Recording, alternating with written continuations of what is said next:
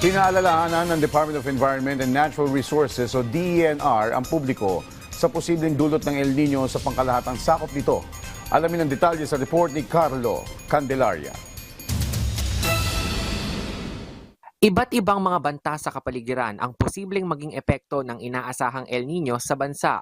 Ayon kay Department of Environment and Natural Resources Secretary Juan Miguel Cuna, kinakailangan mabigyan ng paalala ang publiko para maiwasan ang mga ito. Ngayong tag-init at bibihira o halos walang ulan, inaasahan ang tagtuyot at pagbaba ng reserbang tubig sa mga dam dahil na rin sa mataas na demand. Inaasahan din ang mga forest at grass fires kaya't pinapayuhan ng publiko na iwasan ang mga pagsusunog na maaari ring magdulot ng pagbaba ng kalidad ng hangin dahil sa usok. Dahil sa mga fire na ito, sa mga sunog na ito, ay sumasama po.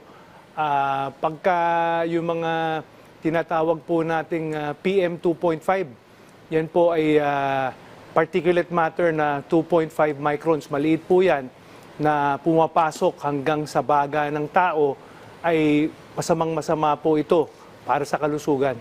May epekto rin ng El Nino sa mga buhay sa dagat. Kapag tag-init, nababawasan ang oxygen sa dagat kaya't apektado ang mga marine life.